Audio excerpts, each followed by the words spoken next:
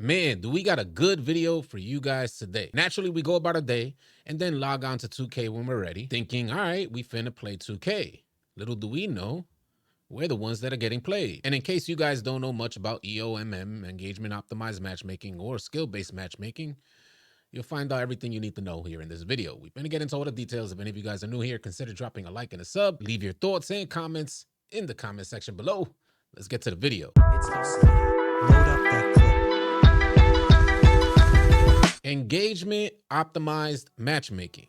This means that there's an algorithm in place to optimize your engagement with the game. I already know to some of you guys, you're like, well, this happens in a lot of games. And when it takes place on 2K, it's really no different than any other game. But what if I told you companies like 2K use EOMM, engagement optimized matchmaking, to not only keep you engaged on the game, but persuade you to spend more money on the game? One of the best ways to kind of describe this in regards to 2K is 2K vacillates between making you feel superior on the game, then hitting the complete opposite side of the spectrum, making you feel inferior on the game. And that leads to one of my first questions: how many times has this happened to you guys, where, you know, a certain set of games you're just dominating, and then you go from dominating everybody on the court, feeling like a demigod out there, everything changes at the flick of a switch, and now your player is like one of the worst players on the court. A lot of us 2K players would end up feeling like it's user error, it's our fault. In this video, we're gonna help break down and help you to understand you have nothing to do with this. Whether you're playing at a superior level or compared to your opponents, you're inferior, the outcome is out of your hands. The games are fixed. They're rigged. One of the main things that I'm hoping most viewers would grasp from this video is that it seems like 2K not only introduced engagement optimized matchmaking at its highest level for 2K25, they're prioritizing this model for the sole purpose to persuade you guys to spend more money in microtransactions. And before we dive deep into understanding what engagement optimized matchmaking actually is, I wanted to help you guys understand something. Recurrent consumer spending, microtransactions, make up about 79% of Take-Two's revenue, the parent company of NBA 2K. And one of the leading contributors to that 79% is NBA 2K. But don't just take my word for it. I'll pull up this post from one of their earnings reports. Net bookings from recurrent consumer spending decreased 2%, but it accounted for 79% of total net bookings. The largest contributors to net bookings were, first on the list, NBA 2K. For those that don't understand what net bookings are, I'll pull up the definition. Net bookings are a measure of value of new business acquired bookings, less the value of business loss, churn, or cancellations. It's important that you guys understand these terms because this is what led to engagement optimized matchmaking from skill-based matchmaking. And to help put this into layman, skill-based matchmaking will match you up against opponents solely based on your skill level, whether they're using win percentage, shot percentages, whatever it is, or a certain level of rank. Engagement optimized matchmaking takes skill-based matchmaking to the next level for the best interest of the company, not the player base. And I'm hoping you guys understand that I'm not just making this stuff up. UCLA ran a whole case study on this with the help of EA, Electronic Arts. They took data from damn near 37 million matches, using over 1.5 million players to find out the effectiveness of engagement optimized matchmaking. And through this case study, they learned for the best interest of the company to increase player retention and also increase recurrent consumer spending, engagement optimized matchmaking was best for the company. They found out that players stood on the games longer and spent way more money. Like I said earlier, we just thought that we were logging on to play 2K. Then we come to find out we're the ones getting played. But let's get into it. Now let's dive into engagement optimized matchmaking. It says here, engagement optimized matchmaking, EOMM, is a matchmaking system designed to prioritize player retention and engagement over purely skill-based matchmaking. It continues on by saying it works by analyzing player data to predict how long a player will continue playing, and then manipulates the matchmaking process to maximize player playtime and potentially encourage in-game purchases. Chill, don't break your controllers just yet. We got a lot more to go over. The predictive analysis of engagement optimized matchmaking uses an algorithm to analyze player behavior such as win rates, time spent playing, and purchase history to predict the player's likelihood of disengaging or churning from the game. What 2K noticed solely from skill-based matchmaking is that it's just not enough to increase player retention, and skill-based matchmaking alone doesn't lead to more in-game purchases. Again, there was a study by UCLA diving deep into this stuff, and they learned when matching up skill-based matchmaking versus engagement optimized matchmaking, players were more likely to stay on the game a lot longer, and that led to more in-game purchases. Another name for engagement optimized matchmaking, which I'm hoping to popularize in the 2K community is manipulated matchmaking. Based on the predicted churn risk, which is like the cancellation or if you're a 2K player just logging off the game, the system manipulates matchmaking to create scenarios that are likely to keep players engaged. This can involve, and they have some bullet points, introducing easy victories. Oh man, I know a lot of you guys are like, oh hell nah, but it says players who are at risk of disengaging might be paired with weaker opponents, leading to an easy win that encourages them to continue playing.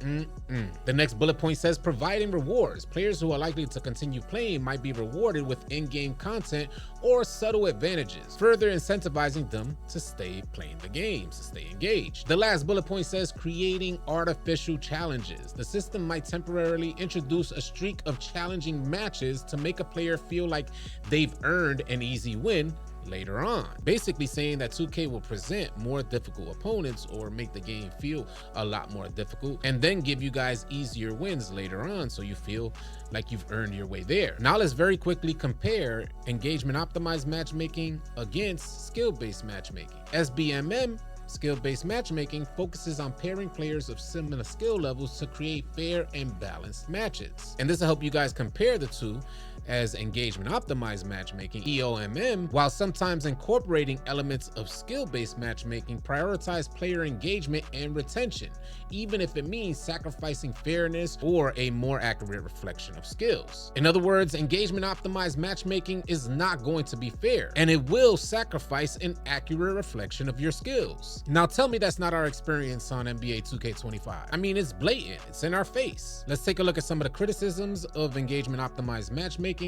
Starts out with manipulation and rigging. Some players perceive EOMM as a manipulative system that rigs matches to ensure players continue playing, potentially leading to frustration and a negative gaming experience. Next one down says loss and fairness. EOMM can create an uneven playing field where players are matched against opponents of varying skill levels, making it feel unfair or artificial. Next one down says negative impact on community. The perception of a rigged system can damage the community's trust and lead to a negative attitude towards the game, which is exactly what has happened in NBA 2K25 universally. Whether you're a casual or you're a comp type of player, I think a lot of us can agree that EOMM has led to a negative attitude toward NBA 2K25. I believe a lot of us 2K players, we know what's happening. We know that there's something fishy going on, but it isn't until we see it in black and white or we find out that there have been case studies on this stuff that we then begin to feel like we're getting played, because there's something in video gaming that has this wholesome quality. There's supposed to be a certain level of innocence there, a certain level of purity. We shouldn't be getting on a video game and feel like we're getting hustled. Hopefully this video will let the reality of gaming settle in. These next few snippets that we're going to review is part of the case study from UCLA where they monitored over 37 million matches from over 1.5 million players. It says here, EOMM is both flexible and computationally feasible.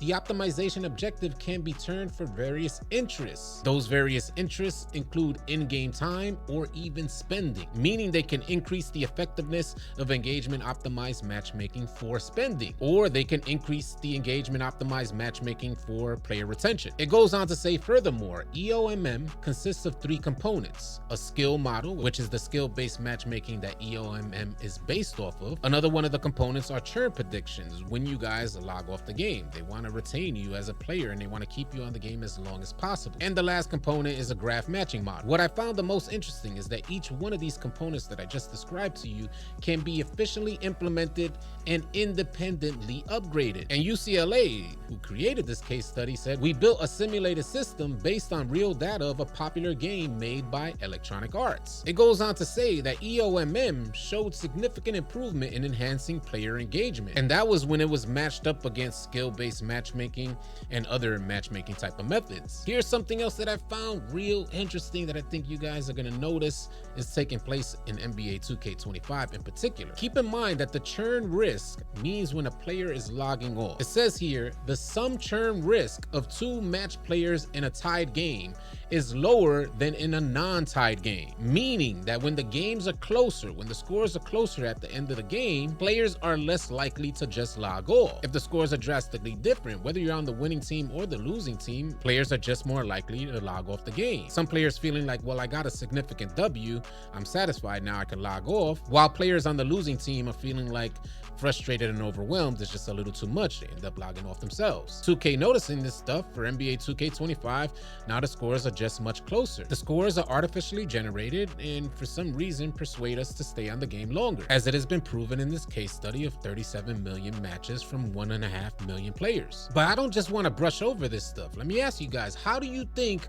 2K artificially generates closer scores? What do you think has to be involved in that process? Keep in mind, we're talking about the process of keeping scores closer at the end of a game. 2K obviously found out that skill-based matchmaking alone still leads to a higher churn risk, players logging off the game. Ironically, for NBA 2K25, the scores just seem a lot closer. So I ask you guys, what are the ways in which 2K keeps those scores close at the end of the game so players don't feel inclined to log off? Number one, shooting. Limit the success of conversion rates on shots. Limit how many shots players can hit. 2K thinking, how the hell are we gonna do that? Mike Wang and his genius said, let's shift their green windows. But we'll tell them their green window is still pure, as long as they pay close attention to their animation, which shifts in a matter of milliseconds. Milliseconds added to your jump shot animation, completely shifting your green window outside of what you're normally used to. Something that human beings with the naked eye alone seems impossible to do, keeping track of your animation, knowing whether or not milliseconds have been added or subtracted. Steals, loose balls, 50-50 balls, rebounds, passing lanes. The success of each one of these components is exactly what is manipulated to keep these scores close. How many of you lockdowns out there with a 99-99 can't even steal the ball from a center? Why is it one game you get somewhere close to 10 steals and the next game you can't get one? Why did that rebound bounce back that way? Back to the offense, back to the team that just shot it. It was trajected to bounce this way where you kind of set up and boxed out, but it completely avoided the whole laws of physics and bounced right back to the offense. Why did that 5'9" point guard go up on 3 people and get a foul? These are the questions that I hope are being answered in this video. It's one thing to like NBA 2K25's gameplay. Maybe you're new to the franchise and you like the slower pace in NBA 2K25. But it's quite another thing when the whole system, the whole algorithm is being manipulated just to keep us on the game in hopes that we end up spending more money because we're on the game longer. You know, one of the things that irk me the most is that they don't even do it well. 2K25's gameplay is so fixed and the 3 components of engagement optimized matchmaking are so turned up that it's clear as day obvious 2K is prioritizing bringing in more sales than they are in creating just a good game. Skill-based matchmaking prioritizes skill over everything. Engagement optimized matchmaking prioritizes making money and player retention. The older versions of 2K were completely immersive, kept me on the game for hours on end, day by day, where the finesse of these newer versions of 2K are just a complete turn-on. Don't get me wrong, I will always play 2K and still play the game currently, but all in moderation. The stuff that 2K is trying to pull with engagement optimized matchmaking, it takes away the wholesome quality of what 2K once was. Neither here nor there. Curious to hear your thoughts on this stuff. Hopefully you found it interesting. If any of you guys are new here, consider dropping a like and a sub. Leave your thoughts in the comment section below. I'll catch you guys on the next video. Easy, y'all. If you guys are tired of running with randoms and you're looking for players to run with on NBA 2K, come on out and join the AllCity 2K Discord. The link will be in the description below. Find players and get runs now. Drop a like and drop a sub on your way out. Leave your thoughts and comments in the comment section below. I'll catch you guys on the next video. Easy, y'all.